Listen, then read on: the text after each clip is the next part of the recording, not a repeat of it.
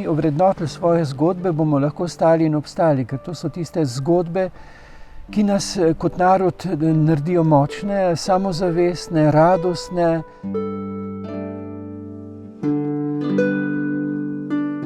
Zame ni dovolj, da se cerkev upraviči samo upraviči staroselcem. Ne samo nekje gor na severu, Stonehenge, na jugu neke piramide, ne, tudi pri nas je naredila globok pečat in nam zapustila prekrasno dediščino, ta kultura velikih kamnov, oziroma kot rečemo, megalitska kultura. Ne nudi se nobena profana razlaga, pojasnitev zakaj, ampak je čisto jasno, da gre za Orionov pas, da gre za sveto območje, da gre za stičišče neba in zemlje. Dobrodošli v Jurkloštru, v tem izjemno posebnem, a hkrati zelo podcenjenem slovenskem biseru, ki ga bova danes raziskovala s patrom Karlom Gržanom, z namenom, da se vsaj malo bolj zavemo, kdo Slovenci sploh smo, kdo so bili naši predniki, kaj se nosimo v sebi in kaj se skriva ta prostor, v katerem živimo, pa tega sploh ne vemo. Najprej si bomo ogledali kartuzijo Jurklošter, ki je tukaj za menoj, Karel ji pravi kar slovenski Tadž Mahal. V njej bomo poiskali prostor grobnice Veronike Deseniške, ki jo je sam odkril, potem pa gremo iz srednjega veka še mnogo dlje nazaj, v tisočletja oddaljeno slovensko preteklost. Ogledali si bomo megalitske ostaline prastarih svetih območij, ki jih je prav tako odkril in jih še naprej raziskuje naš pater Karel. Medtem pa se bomo pogovarjali o življenju, o odnosih in o tem posebnem času, v katerem živimo. Karel, kaj te pomenijo ti kraji, v katerih se zdaj nahajava, torej Jurklošter z okolico, kjer si sam tudi nekaj časa bival in deloval, ampak do tvojega prihoda sem v dolino reke Gračnice leta 2004 je vse nekako tukaj tonilo v pozabo. Ja, Jurklošter in njegova okolica sta zame gnezdo, ker gnezdijo prijetne zgodbe, pomenljive zgodbe, ne?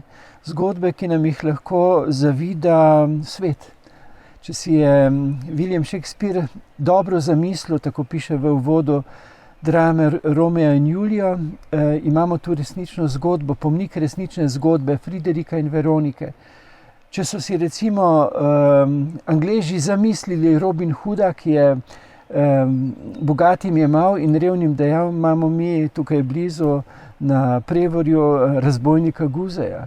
Mi imamo mnoge pomenljive zgodbe, ki lahko nas nagovarjajo, obenem pa so te zgodbe, ki lahko tudi našo deželo ostalemu svetu dajo v zanimivo prepoznavnost, ker ti danes ljudje ob pomnikih iščejo predvsem tiste zgodbe, ki nagovorijo naš čas in prostor.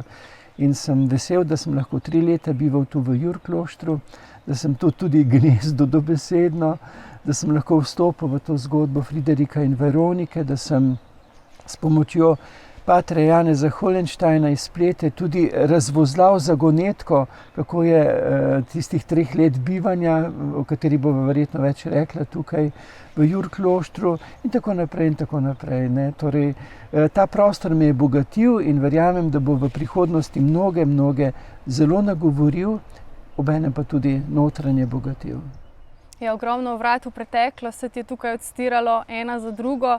Če se najprej dotakneva še malo kartuzije, sam praviš, da bi bil tukaj lahko en čudovit prostor za poroke, ker, kakor si že omenil, na tem prostoru se je dogajala ena največjih resničnih ljubezenskih zgodb o Frideriku in Veroniki. Ampak Slovenci nekako ne znamo primerno ovrednotiti, vsi poznamo Romea in Julija.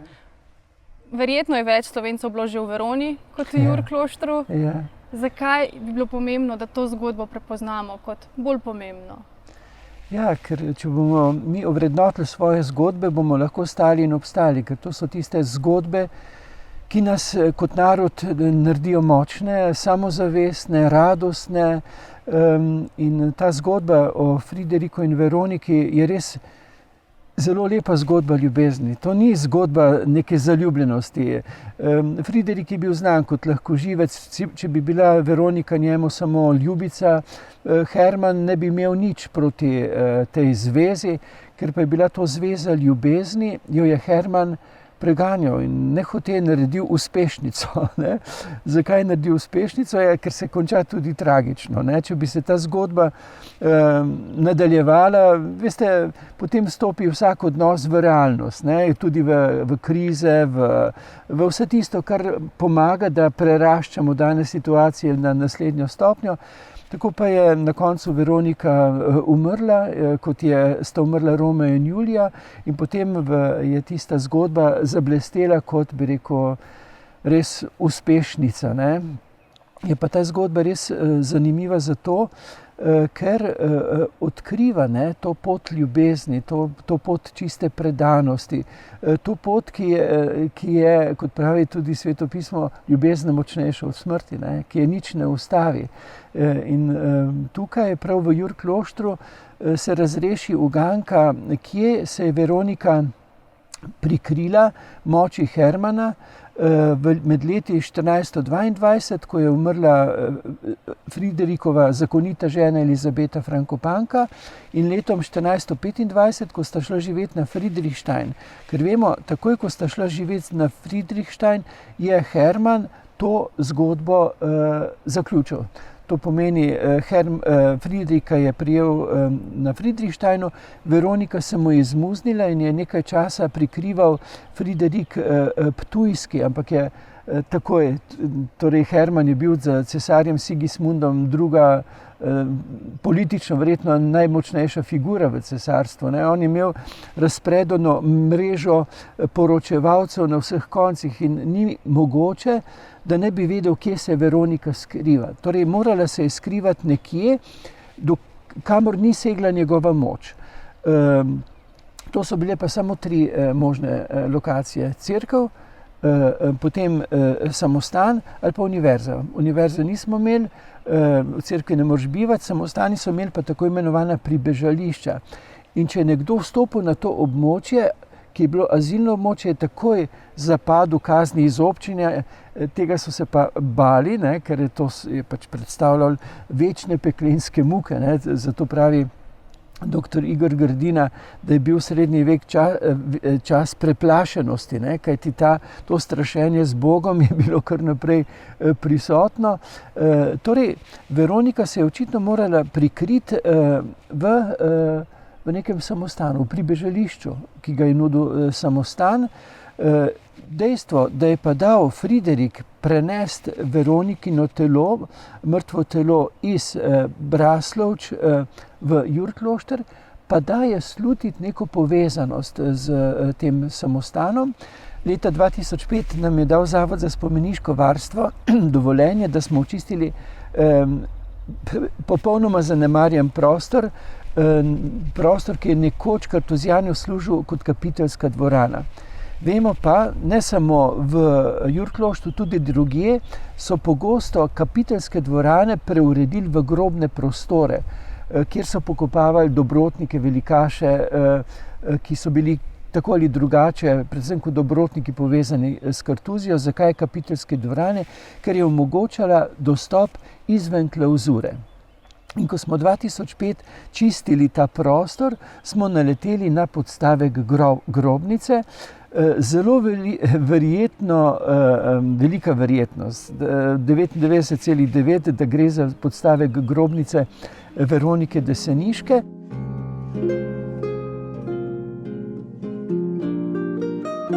Kapiteljsko dvorano, to je bil prostor za sestanke, so pa spremenili v grobno kapelo. To so pa te posvetilni krogi.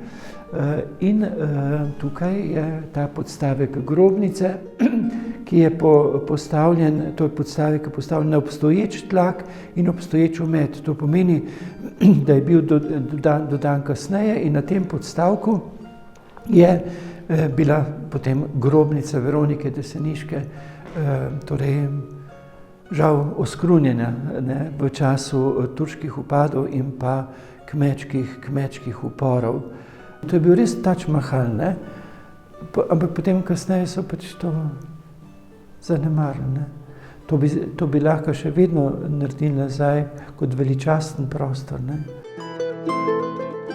Sem imel pa tudi tu srečo, ko smo obnavljali te prostore, mi je eden od domačinov prinesel skico, na kateri je bilo označeno, kje naj bi bile Veronikine kosti pokopane. Na tistem listku, ki mi ga je prinesel možakar, namreč ko so obnavljali ostrešje, je bilo na podstrešju ogromno papirjev, to pomeni starih zapisov, ki so jih žal sežgali.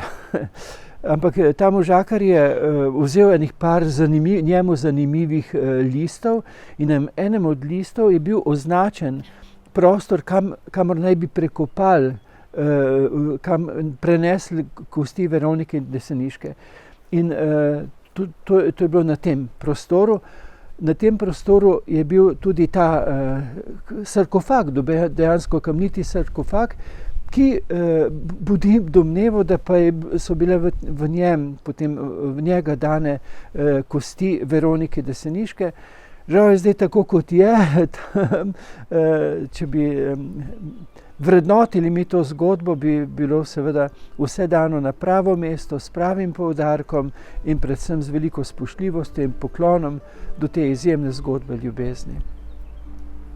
Pa gremo pogledat še skrivno knjižnico in azilni prostor Veronike Deseniške.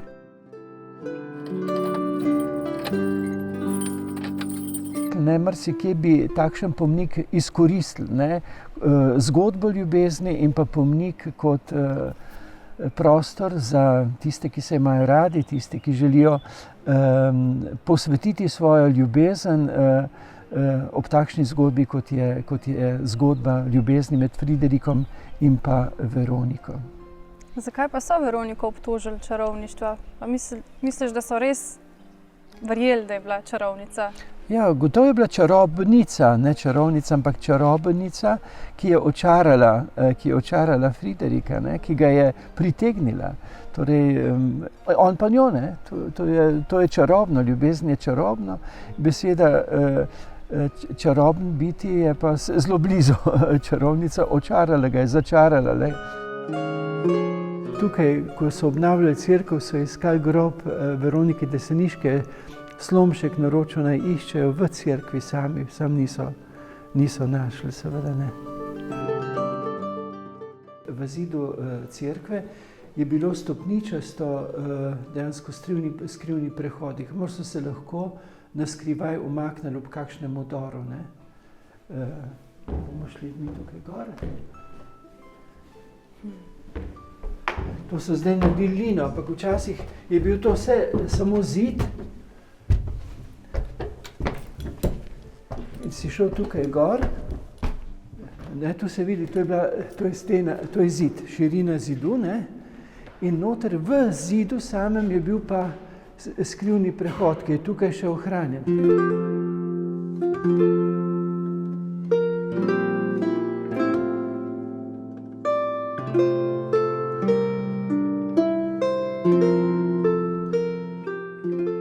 Kajti v skrivnih knjižnicah so ohranjeni samo nekaj del avtorjev, ki niso imeli krščansko noto in do katerih niso imeli vsi menihi pristop, ampak samo nekateri. In ta prostor je skoraj zagotovo skrivna knjižnica. Zakaj? Ker je tukaj so kasneje prebrali za svetlobo. Od zunanje strani se ni mogel ta prostor opaziti, ker je ves prostor znotraj stene cerkve. Torej, stena cerkve je tako široka, da so znotraj nje imeli prostor, ki je bil popolnoma prikrit. Nisi ga mogel zaznati in prepoznati niti od zunaj, niti od znotraj. Tam, kjer so pa zdaj noter vstopi, pa gotovo bila kakšna kamuflaža. In za ta prostor so vedeli samo posamezni menihi, ker, veste, večina ljudi proda svojo glavo za varnost, ne? Proda svojo svobodo za varnost, so pa posamezniki, ki imajo to širino duha in širino misli in njim je bila pač ta literatura dostopna. Pa še nekaj, gre za menihe, ne? Pri redovnikih, ki so imeli pastoralno poslanstvo, so zelo skrbeli, da so mislili pravoverno. Kartuzijani so pa menihi puščavniki, pravzaprav, ki sicer živijo v skupnosti, nikogar ne morejo pohujšati s svojo mislijo, ne, ker so puščavniki, in oni so pa iskali in imeli dostop do te literature, pa še znotraj njih samo posamezniki. Ne. In prav Kartuzijanom, po moji presoji, gre za hvala, da niso to staro megalitsko kulturo razdejali. Ker če bi razdejali 3 griče, bi bila prepoznavnost, zakaj gre v tem prostoru, praktično nemogoča. Ker so pa oni, Kartuzijani izvirajo iz Francije, prepoznali to svojo staro, skupno, galsko, keltsko kulturo, so dejansko te spomnike svetovali, predvsem pa so jih spoštovali zaradi svoje osebne širine duha. Niso bili ozki, ampak so bili duhovno globoki. Če imaš ti neko globino, duhovno širino, pol zaznavaš Božjega duha, ne, kot je zapisal Hafiz, Bog se je skril v raznolikost, da se lahko med seboj igra, da je lahko igriv. In to ljudje duha zaznajo, prepoznajo in ljubijo to igrivost. Jim je tuje dvobojevanje, jim je tuje izključevanje in ta knjižnica je pač omogočala igrivost duha, igrivost misli, prepletanje, oplajanje, temu, čemu se moramo sedaj postopoma vračati, in nas sam duh nagiba k temu, da se vračamo v to.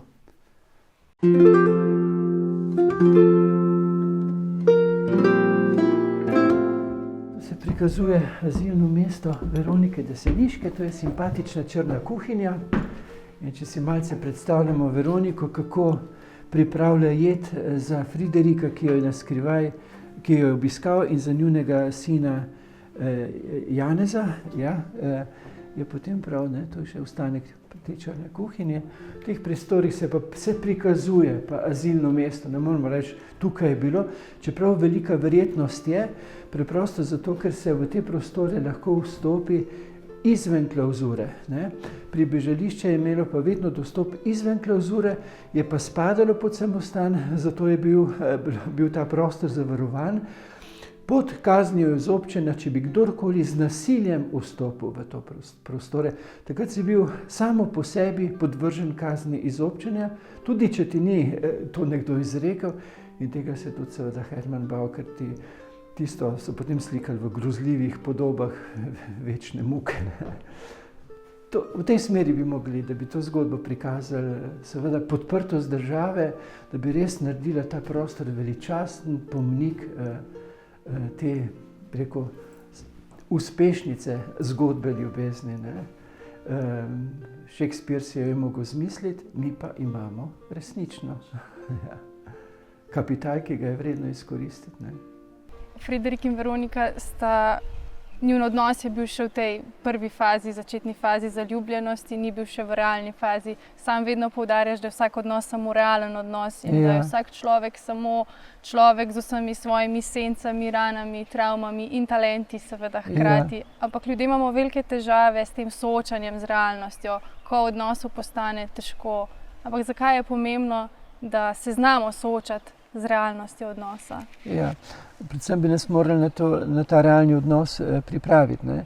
Je pogosto ta prva faza zaljubljenosti, ko dva nekaj pritegne v odnos. Ne. Sam pravim temu, da stopimo v odnos z kuverčkom in na neki nezavedni ravni zaznaš, da je tista oseba dobra priložnost, da boš to, kar je nerazrešeno, odreševal v ljubezni.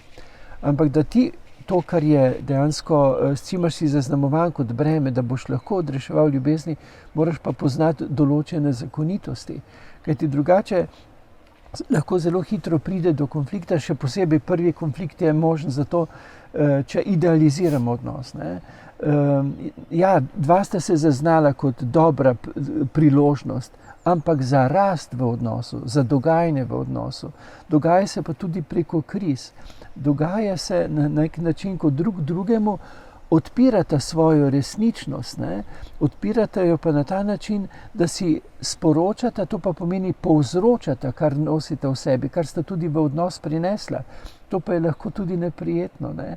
In zdaj, če si ti idealiziral, si se pa potem soočil z realnostjo odnosa, je lahko potem tudi kriza, ne? Ker stopnja idealizacije lahko tudi izmeri stopnjo razočaranja, ki ga boš potem doživel. Ne? Ampak to bi nam moral nekdo povedati, ja, vaju je pritegnil, sta zaljubljena, vse plameni od vajne prevzetosti, ampak potem vaju bo pa vodila ljubezen. Ne bosta vidva vodila, ampak ljubezen vaju bo vodila po skupnih poteh, ki so vzponi, padci, ki so dejansko dogajanje v realnosti, v kateri smo razpeti med dobro in hudo. Ampak da ta odnos zmoremo, je potrebno poznati določene zakonitosti. Ne? Imela bova čas sočutja. Druge bova pripovedovala recimo svojo doživljajsko resničnost, ne resnico, ne? Ker potem se mi lahko zelo, zelo hitro spremo, kdo ima prav in postanemo bolj otročji od otrok. Ne? Vsak trdi svojo resnico in potem se kregamo. Namesto, da ne bova govorila resnica je, moja resnica je tvoja resnica, ampak moja osebna spoznavna resničnost je, kakšna je pa tvoja. Potem bova tudi govorila, moja osebna doživljajska resničnost je. Ne? Tako sem te doživel. Mi drugemu zelo hitro kaj pripišemo iz lastne dediščine, kufačko. Se pravimo, nekdo, ki ga je pičila kača, se boji celo zvite vrvi. Nekdo, ki je doživel neko težko izkušnjo, bo njegov najbližji nekaj podobnega nakazal, pa sploh ne bo mislil tisto, mu bo takoj pripisal. Zato je zelo pomemben dialog, čas sočutja in dialog na nivoju. Moja spoznavna resničnost je, moja doživljajska resničnost je, pa da poveš, to sem ti pripisal, mislil sem, da to ti misliš, pa ti bo drug povedal, ne, nisem. Ne. Potem pa je zelo pomemben pristop, ki je pozitiven pristop. Ne. To pomeni, da preden rečeš nekemu človeku, mi greš na živce, najbližji si gremo tudi najbolj na živce, to je normalno, da mu poveš, pravijo 5:1 je razmerje, vse 5 stvari, ki ga naredijo vrednega, hvala ti za to, sem ponosen na to. Takrat, ko ti gre na živce, mu boš sicer to težko povedal, ampak veste, ljubezen je odločitev. Sreča v ljubezni je odločitev, da bom uporabljal določene pristope, ki bodo omogočili, da bo odnos dihal. In eden od teh pristopov je tudi to. Najprej ti bom povedal, da si vreden. Ja, ta hip mi greš na živce, težko bom, ampak jaz sem se za srečo odločil, torej pomeni, da bom tudi, če težko povedal, hvala ti za to. A bi mogoče tisto, ne? To mi je težko, recimo, ko tako ravnaš. Ne? Pa še nekaj bazično potrebno, da vsak izmed nas ve, zakaj vse je lahko v življenju hvaležen. Ne? Mi vsi smo šli čez to negativno pedagogiko, od malega nas opozarjajo, to ni, ono ni, spet nisi. Ne? In pol smo zelo, zelo pozorni na to, kar še ni, kar ni čisto tako. In potem bi takoj drugemu bližnjemu rekel, to spet ni, ono še ni, pa tudi sami smo pozorni, to ni, ono ni.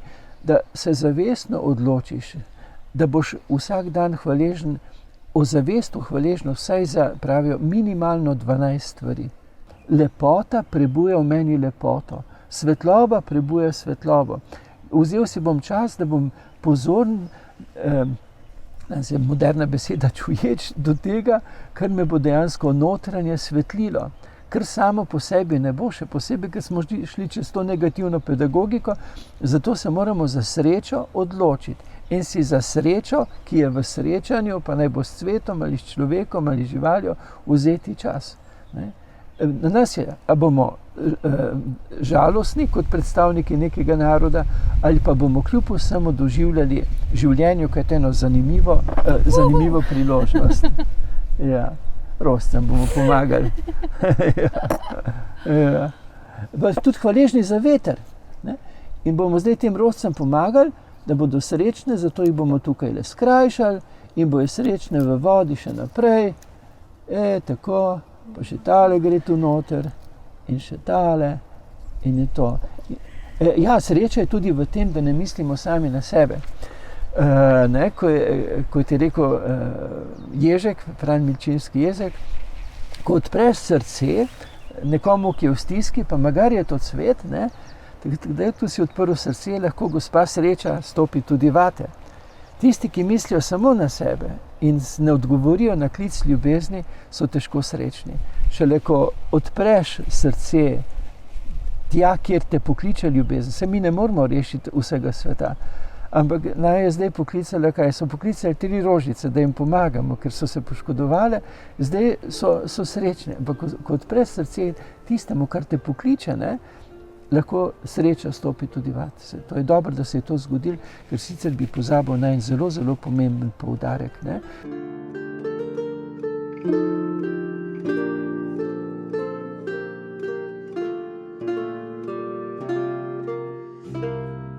Zdi se, da so tej kraji ponujali zatočišče mnogim ljudem skozi zgodovino. Med drugim je bila tudi recimo moja prababica, je živela v temle obrambnem stolpu. Ne poznam čisto zgodbe, ampak vem, da je mož odšel v Ameriko in je ostala sama s 4 otroci in potem po nekem ključu je našla zatočišče prav tukaj. 500 let pred njo je našla tukaj zatočišče Veronika Deseniška, prva ženska, ki je bila obtožena čarovništva. Verjetno še ogromno enih menihov je šlo skozi to dolino. Znamenitih, ja. In najbolj fascinantno mi je, da so tle ljudje najdeli to, po čemer ljudje najbolj hrepenimo, oziroma je naša temeljna človeška potreba, to je občutek varnosti. Ja. Zakaj je tako pomembno, da imamo nek svoj kraj, kjer se počutimo varne, ker brez tega je življenje zelo grenko. Ja, to je zanimivo, ne? Prav potrebujemo en prostorček na tem svetu, kjer je naše gnezdo. In ob tem gnezdu je zelo fino, da je še nekaj, da ni preveč utesnjeno. Ne? Zelo zanimivo v stolpnicah. Pogosto ljudje ne morejo vzpostaviti tistega, bi rekel, pristnega sosedskega stika, saj z nekaterimi že ne. Pravijo, sam verjamem, da smo mi staroselci, ne? Za Kelte je bilo značilno, da so imeli svoj dom, ampak vmes je bil pa prostor, ne, da so lahko dihali, pa zopet drugi dom. So sicer strašno radi žurirali, prišli skupaj, ampak potem so se pa spet umaknili vsak na svoj konec. Ne?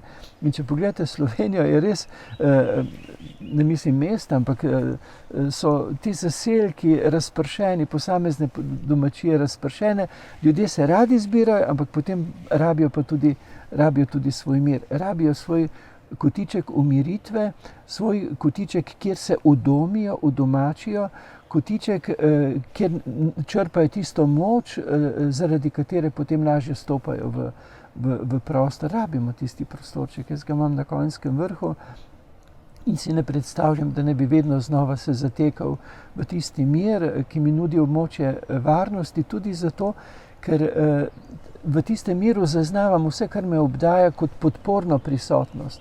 Pa so to drevesa, pa so to živali, kapra, ki je v hlevu, ali pa na travniku, ali pa tiste gozdne živali. Z vsem živiš v nekem sočutenju, ki je podporno. Da potem, ja, rabimo tisto, nam da moč, nam da občutek sprejetosti, nam da občutek varnosti. Ne? In menihi so imeli tukaj ta prostor. Veronika Deseniška je imela 3 leta tudi ta prostor varnosti, kamor ni mogla seči Hermanova moč, ne? Zavarovanosti. Ne? Tudi o tem nam lahko govori ta prostor, ne? Kako potrebujemo občutek prostor varnosti. Sam praviš, da se bližamo novi dobi človečnosti. Ja. Čutim jo, zato ker srečujem, prej sva govorila o čarovnicah, srečujem mnoge čarobnice, se mi prav zdi, da se ta prebujenost prebuja, ne, tudi. Včasih se šalim pa rečem, moja firma je pomagala, da so se žigali. Ampak zdaj, kakor iz pepela vstajajo in so čarobnice, ne. To so imeli ti naši Kelti, ne, so imeli to, ne, so rekli, da so fantje možje, bojevniki, pa so pa modreci. Žene so pa najprej dekleta, potem so žene, potem pa so babe. Tiste, ki so prebujevale. Ne. Baba je bil najbolj časten izraz, ne, za žensko. Baba, ker so tudi Kelti prepoznali, da je Bog dal moškemu moč in meč, ženski pa srce in intuicijo. Baba je bila v življenju dozorela ženska. Ne. Šola uči, življenje pa izuči. obdarjena z srčnostjo in intuicijo, ki je znala pritegovati moško moč, bojevitost, tudi konstruktivnosti. Ne. Danes je veliko poslanstvo teh prebojenih žensk, ne, ki vstajajo kakor čarobnice, rečemo, ki vstajajo kakor iz pepela, feniks iz pepela, in imajo izjemno poslanstvo. Ne, kajti brez te srčnosti in intuicije bo civilizacija zašla v osobno slepo ulico. Ne gre pozabiti na to, da v zgodovini, ko je vladal samo hladni razum, ki ni bil posvečen srčnostjo, je bil lahko ta razum izjemno usoden. Ne gre pozabiti, da so na Nürnberškem procesu najprej so sedeli na zatožni klopi, med drugimi tudi tisti, ki so Hitlerja financirali, to so bile korporacije iz Amerike in še to, potem so tiste umaknili, potem pa so sedeli predstavniki nacizma, med njimi veliko doktorjev znanosti, ljudi z briljantnim razumom, ki pa ni bil posvečen srčnostjo. Sam razum, ki ni posvečen srčnostjo, ki ni posvečen socialno inteligenco, duhovno inteligenco, čustveno inteligenco, je lahko zelo usoden. Zdaj, Slovenci smo generalno zelo zmedeni glede tega, kdo sploh smo, koliko daleč sežejo naše korenine. Danes bova šla precej daleč v preteklost. A bi lahko dal kakšno številko? Genetika. Genetika pravi, da ni bilo bistvenih preselitev zelo daleč tisočletij nazaj. Ne? Ja, res je, da so bili posamezni vstopi v ta naš prostor, ki so pa dejansko samo plemenitili našo kri kot staroselce. Sem to trdno prepričan, kar pa dokazuje tudi genetika. Sam si pater, si rimokatoliški duhovnik, pa me zanima, kako pa gledaš na odgovornost krščanske vere, ki je doprinesla k temu, da je marsikaj skozi zgodovino utonilo v pozabo, če govoriva recimo o starovercih, o nekih ljudeh, ki so živeli tukaj, preden je sem prišlo krščanstvo. Imeli smo zelo bogate neka rituale, modrosti, znanja. Ve se, da je krščanstvo doprineslo k temu, da je to nekako izginilo, oziroma tudi veliko cerkva je bilo postavljenih na starih svetih prostorih. Tako da zanima me, kako kot duhovnik gledaš na to. Ja, recimo, bom šel malo izven našega prostora. Zame ni dovolj, da se cerkev upraviči samo upraviči staroselcem, recimo v Kanadi, ali pa recimo aboriginom v Avstraliji, ali pa tako imenovanim indijancem, staroselcem v Ameriki. Ne? Samo upravičiti se ni dovolj. Potrebno je dejansko podpihati v žerjavico in obuditi tisto, kar je bilo zadušeno. Kar se še vedno tline, je treba potrebno to obuditi in pomagati k sožitju. Ne smemo iti v smeri, cerkev ne sme delovati v smeri globalizacije, globalizma, ena vera. Ne. Tudi v krščanstvu govorimo o Sveti Trojici. Ne? Gre, kaj Oče, Sin, Sveti Duh, ne? Se to je zelo po človeško poimenovano, ne? Zaradi človeka človeško poimenovano, ampak kaj je Bog? Ljubezen, zapiše apostol Janez. In kdaj bomo mi božanski? Ko bomo znali v raznolikosti dejansko drugega bogatiti, ravno zaradi raznolikosti in nagovarjati in bomo živeli v ljubezni. Ne? K temu konceptu se bo potrebno vrniti. Ta koncept je bil dejansko zadušen tudi tukaj ob prihodu krščanstva. Ampak vse se samo po sebi obuja. Ne? Vstopamo v obdobje, kjer stopa na plan, se ne da več goljufati, resnica stopa na površje. Kar je bilo zadušeno, se obuja, kot sem prej rekel, kakor feniks iz pepela, in se lahko samo veselimo tega. In ne ponavljamo starih vzorcev, ki so bili moreči, dušeči, ki so bili krivični, ki niso bili v kontekstu te božanskosti. Raznolikost v enosti, raznolikost v ljubezni. Ne? Prej smo govorili o medsebojnih odnosih. Če imam jaz resnico, ti nimaš. Če imam pa jaz samo spoznavno resničnost, imaš pa tudi ti in ti svojo, smo v dialogu. Ne? Sva v igrivosti, sva v dopolnjevanju, sva v osvetljevanju. Zdaj nekateri rečejo, Kristus je prišel. Ja, ampak je prišel na človeku dojemljiv način. To, kar presega vse, se je približal človeku na človeku dojemljiv način. Še vedno moramo biti skromni, še vedno moramo biti ponižni v tistem žlahtnem pomenu, ne? Ker če pa ne bomo v žlahtnem pomenu ponižni, bomo pa ponižujoči, bomo pa oblastni, bomo dušeči, bomo takšni, ki ne prebujajo žlahtno človečnost, ampak jo morijo v imenu resnice, v imenu ne vem česa. Bog je rekel, Jezus je rekel, jaz sem pot resnice in življenje, ampak kot pot ljubezni, spoštovanja, zaznavanja, sočutja. In ta model trojstva Svete Trojice nam je en fantastični vzorec, kako se je vredno v raznolikosti povezovati v tem medsebojnem sočutju, ampak prej moramo odstraniti pasti manipulacije. Danes smo v času, ko moramo ozaveščati manipulativne prijeme, eden je od resnice, ne? Jaz imam resnico, potem ti nimaš. Ali pa če misliš, bom preveril, če misliš tako kot jaz, ne? Ne, dosti. Moje spoznavne resničnosti, potem lahko sobivamo v tej, bi rekel, v tej žlahtni povezanosti. Se pravi, v tem prostoru med Savinjo in Sotlo, severno od Save, si sam našel ogromno enih gradišč. Ja. Koliko, kako si jih sploh našel? Ja, vse se je zdelo kot slučaj, ampak je bilo toliko slučajev, da je slučajnost popolnoma izključena, ne. Začelo se je tu v Jurkloštru, začelo se je slučajno z nabiranjem maha. Začelo se je s slučajem, da se je igral ena družina oglasila, da so pa tam neke skale in je skalni mah. In potem bil slučaj, da je ravno tam središčni del, če tistega ne bi našel, 3 gričev povezanih zidovjev, torej Orionov pas. Takoj, ker imam rad nebo in imam rad stare kulture, sem se takoj spomnil Ščičenu pri Baltiku, piramide v Gizi, marsikje so postavljene megalitske konstrukcije po vzoru Orionovega pasu. Zakaj? Ker je tam, kjer se stika nebesni del trikotnika z zemeljskim, tam je Orionov pas, 3 zvezde, kjer je stičišče, je svetišče. In potem sem pomislil, kaj če pa ne gre samo za Orionov pas, ne? In potem so slučajno kopali tam za vodo in meter pod humusom je bil 3-metrski megalitski zid, ki je tekel tam, kjer gre Orionov meč.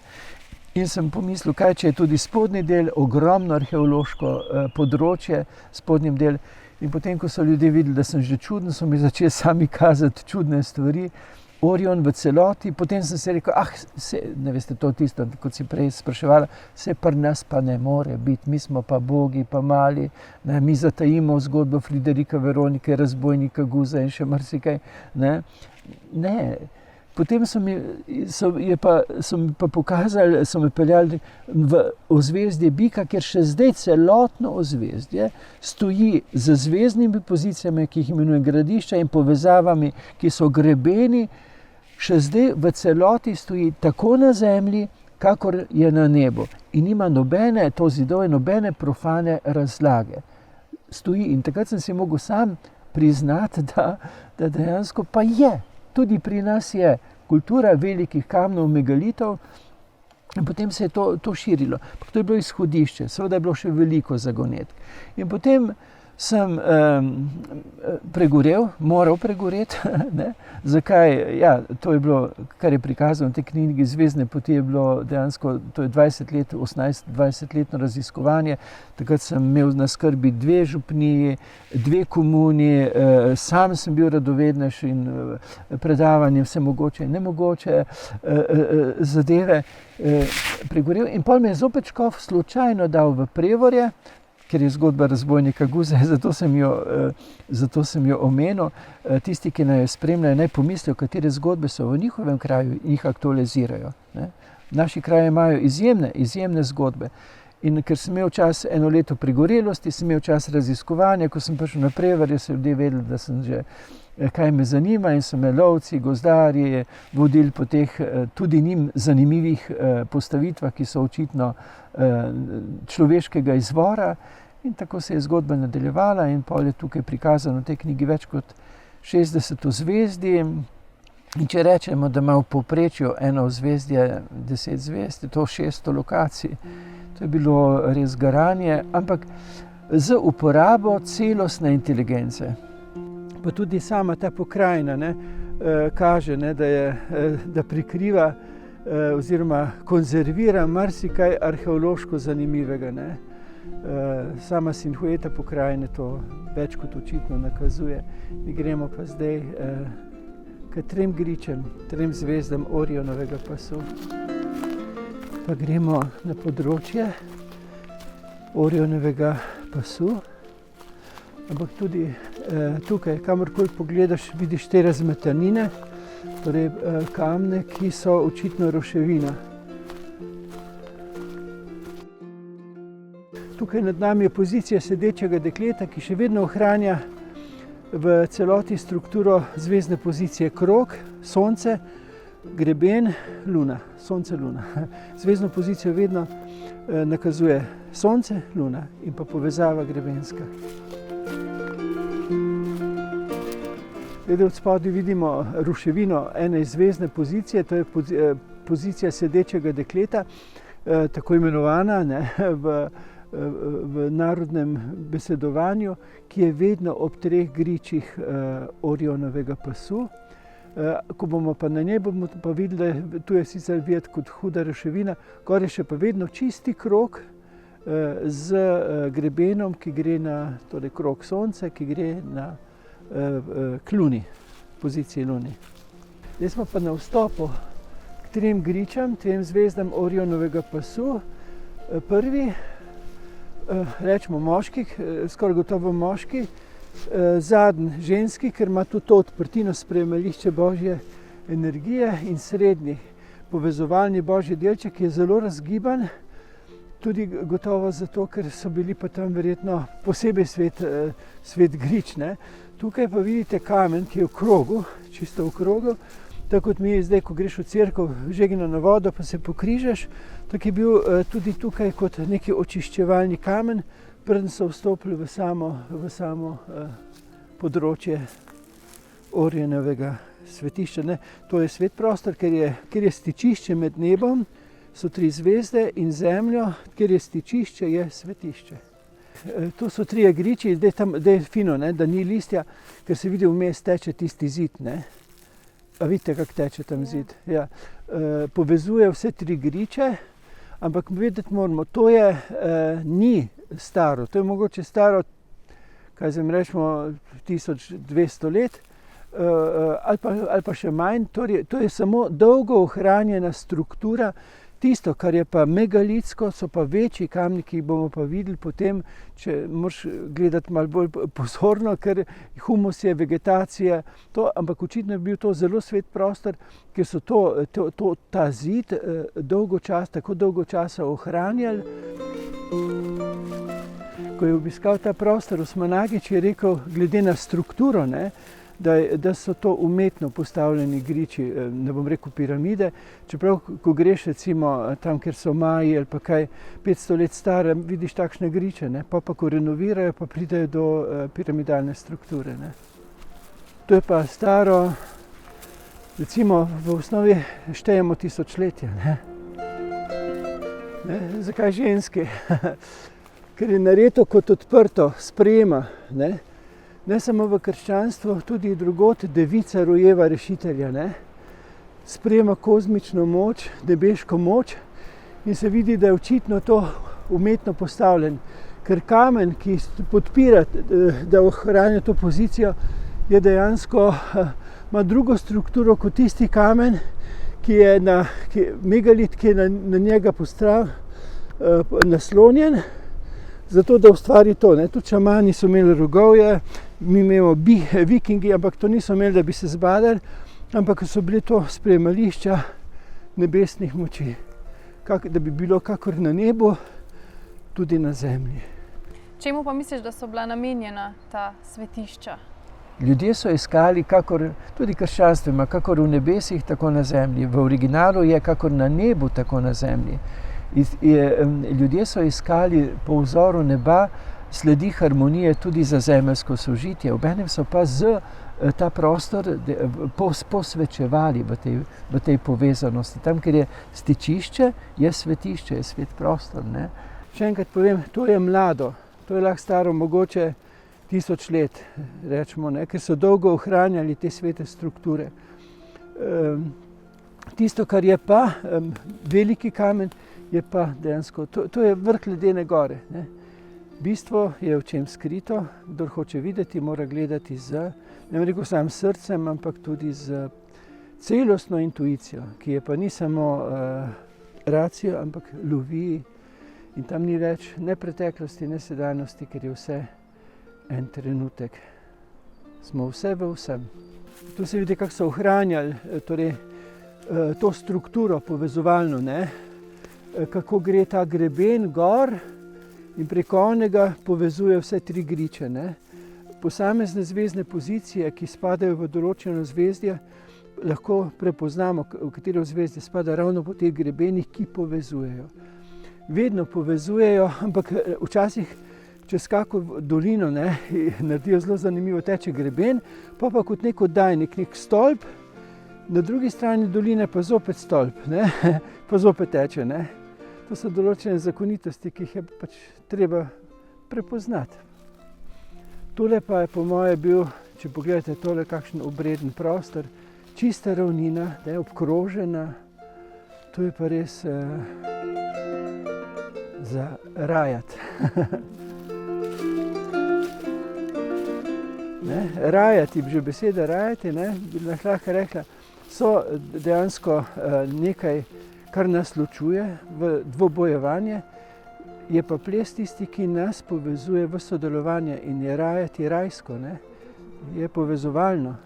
Je tisto, ja, in še pol, ko so rajali v krogu, ne, to je božansko, ne? To je prstan, to je zaveza. In tega bi nas morali učiti, ne med dvema ognjema, ampak tega, kar pomaga, da se priključimo temu kozmičnemu, galaktičnemu plesu, ki gre proti središču, točki presežnosti, kjer pade vse v tisto rajsko razsežnost, svete enosti. Ne. Sicer je začel zeleneti, ampak se vidi, ne, tri griče, dejansko identične nadmorske višine, kot smo rekli, ženski, moški in pa božji delček v sredini, povezani z zidovjem. Torej, ne nudi se nobena profana razlaga, pojasnitev zakaj, ampak je čisto jasno, da gre za Orionov pas, da gre za sveto območje, da gre za stičišče neba in zemlje, da gre za postavitev, ki nam misli, da bi tudi mi premagovali polarizacijo in našli tisto med seboj sveto, svetlo, skupne točke, ki bodo dejansko omogočale bolj žlahtno, bolj prijetno, človeka vredno sožitje. Zato je dobro priti na ta prostor, ko ni listja. Ne? Zdaj je že začel malce odganjati, ampak še vedno se vidijo te strukture treh gričev. Ne? Da čeprav sem podpisan, dejansko smo podpisani v to odkrivanje vsi. Ne? Ampak moramo se pa pogovarjati na nivoju moje spoznanje, ne resnica. Da ne bo troso resnice. To, kar je ponujeno v knjigi, je samo miselno izhodišče, da bomo skupaj razmišljali in odkrivali in se veselili in bogatili sebe in tudi širši prostor. Ne? Ker ta Orionov pas je dejansko samo odpira v celotno strukturo Evrope in še dalje. Ne? Ampak dejansko si tle našel večinoma vsa ozvezdja, ki jih mi iz našega prostora lahko vidimo. Reka Sava pa predstavlja ozvezdje vodne kače in preko reke Save so recimo Feniks, potem je ta žerjav, so pa označene lokacije tudi tistih zvezdnih pozicij, ki jih mi ne vidimo z našega področja. To pomeni, da so bile te civilizacije med seboj povezane, mnogo manj, mi rečemo primitivne, nič primitivne, ampak primarne. In nas mogoče ravno zato vodijo k primarnosti, k prvinskosti, k tisti osnovni žlahtni človečnosti, ne, k tej povezanosti. Ne. Ja, so ozvezdja, ki so dana pa v sporočilo. Ozvezdje stoji tako, kot je na nebu, je pa dano v nek odnos, ne, ki da misliti, ne, ki sporoča. Ne. Posebej ženske, ki imate dar intuicije, boste verjetno mnogo globlje uvideli določene sporočila, kot pa mi moški vam bomo pomagali, pa ko bomo kam odkrivali. Posekali drevesa. To bi vam mogel pokazati preko računalnika. Ko gledamo sedanjo pozicijo severnice, vidimo, kako je z neba krog, v knjigi je to prikazano, krog, krog, ko se je premikala stalnica na nebo, so premikali kot zvezdno pozicijo tudi gradišča in lahko to spremljajo z vesolja. To se vidi, z lufta se vidi, ne? Tako je očitno. Tudi mnogi megalitski krogi, tudi v knjigi je prikazano izjemnih dimenzij, ne? Preko kilometra vidiš z vesolja čisti krog in ko greš gor, vidiš kamniti zid. Res, da so ti kamniti zidovi marsikje porabili kot gradbeni material, ne? Ampak tam, kjer je pa težje dostopno, pa še vedno teče, ne? Kamnita struktura, ne? Struktura, torej strukturirano, postavljeno, ne? In to je tu, pri nas, se ne boste mogli verjeti. Ne samo nekje gor na severu, Stonehenge, na jugu neke piramide, ne, tudi pri nas je naredila globok pečat in nam zapustila prekrasno dediščino, ta kultura velikih kamnov, oziroma kot rečemo, megalitska kultura. Zdaj, danes smo res izgubili ta stik z nebom, ne? Nimamo niti časa več sploh gledati v nebo, noben več ne pozna sploh, katera ozvezdja so. V naslednjih letih se zdi, da bomo gledali lahko samo še satelite, recimo podjetje SpaceX napoveduje 42,000 satelitov, za omrežje 5G mislim, da 50,000 satelitov. Kako gledaš na to tehnologijo, kam nas bo to prineslo? Nazaj k prvinskosti, ampak ne ta tehnologija, ampak ko bo človek ozavestil, da je sam zvezdno bitje, povezan usodno med nebom in zemljo. In ko bo videl, da je glede tehnologije dovolj, samo dovolj, ne? In ne preveč. To, kar bomo zdaj zamegljevalo zvezdnato nebo, je človekova objestnost, je samopašnost, je hotenje po obvladovanju. Samo na videz, da bomo imeli neke boljše povezave. Mi moramo vzpostaviti žive povezave, srčne povezave med seboj, z nebom, z vsem, kar nas obdaja. Ta tehnologija pa samo kolikor nam k temu pomaga, ne pa kolikor nas od te prvinske, srčne, kozmične povezanosti oddaljuje in odtujuje. In zaznavam, prepoznavam, da se zavest budi. To, čemur smo priča, tem ogromnim količini satelitov, tem sevanjem, to je zadeva, ki bo nekaj časa trajala, potem bo pa tudi po zakonu sintropije, ne? Ker se samo zdi, da je entropija zmagovita, je nekaj časa. Potem pa je nekaj v stvarstvu, kar se samo organizira, zakon sintropije, ki onemogoči, da bi zlo, manipulacija zmagalo. Če gledamo v naravi, je zapisana sintropija, je zapisan zakon ljubezni, zakon lepote, v Zlatem rezu, v Fibonaccijevem številu. Toliko tega je, kjer se je zmagovita moč zapisala, vtisnila v stvarstvo. In kratkotrajna manipulacija človeka je ne more izničiti. Na koncu sintropija usodno vpliva na tiste, ki mislijo, da lahko zlohotno manipulirajo s čimerkoli, ne samo s človekom, s čimerkoli v tem stvarstvu. Mi se moramo vračati nazaj v to žlahtno sožitje. Ko rečem žlahtno, ne mislim samo na človeško žlahto, ampak tudi žlahto s kamni, z drevesi, živali. Vse to je naša žlahta. In vse to je tisto obnebje srčnosti, obnebje zadovoljstva, obnebje sreče v medsebojnem srčnem srečevanju. Misliš, da bomo lahko spet v takem sožitju, kot so zvezde na nebu, tudi ljudje med seboj? In nekaj časa nas bojo skušali še odtujevati, zamegljevati, zvezde na nebu in medsebojne zvezdne povezave, nekaj časa. Ampak pri vedno večjem številu ljudi se čuti zavest, da se tako pač nočemo iti, da hočemo več. Več je pa v obnebju srca, zaznavnosti, je v obnebju tistih vrednot, ki jih nobena zunanja bleščavost ne more nadomestiti. Ta nas lahko samo zaslepi, ampak za nekaj časa, ker potem se pojavi notranja tesnobnost, nepotešenost, nelagodnost, ki te odpre na pot iskanja, da zopet najdeš tiste pristne stike, ki so pa v kontekstu zadovoljstva. Pa misliš, da so to neki prostori, kamor se lahko človek zateče, ko mu ne gre dobro, ko je v krizi, seveda, da si prvo najde pomoč sočloveka, potem pa tudi narave in nekih svetih prostorov? Zelo pomembno je, da nismo odvisni samo, da nismo zasvojeni samo od človeka, ne. Jaz moram najprej najti svojo bazično duhovno spokojnost, umiritev, da nisem odvisen od razpoloženja človeka. To je lahko usodna odvisnost. Ne bom jaz slabe volje in potem bojo vsi slabe volje. Zato so ljudje iskali te prostore osebne umiritve, sprostitve, duhovne, rekel božje potešitve, in potem ti vstopaš k sočloveku in nisi odvišnaš od njegovega razpoloženja, ampak si prinašalec svetlobe. Ne? In potem tudi, če je nekdo nevoljen, nezadovoljen, dejansko ti ne padeš v njegovo luknjo, ampak svetliš in ga umiriš. In bo drugič on, ko boš ti v težki poziciji, tista svetla, notranje, osvetljena prisotnost, ki ti bo pomagala, da se bo zopet dvignil v spokojnost, zadovoljnost, da se boš zopet uravnovesil v tisto počutje, ki ni za pet, kajti pet lahko zagunca v negativo, ampak je v ravnovesju. Dobro je 3, ne? Je v spokojnosti, v ravnovesju med evforijo in depresijo. Iskati moramo duhovno spokojnost, duhovno umiritev, duhovno blagost, ne? Jo iskati na svetih prostorih. Slovenci smo očitno občutljive duše, ker imamo toliko teh cerkvic po hribih, ki so pravzaprav mnoge ali pa večinoma prekrščeni prastari sveti prostori. To so sveti prostori, kamor greš, se umiriš, se napolniš, se okrepiš in potem stopiš v stik z notranjo spokojnostjo in zadovoljnostjo.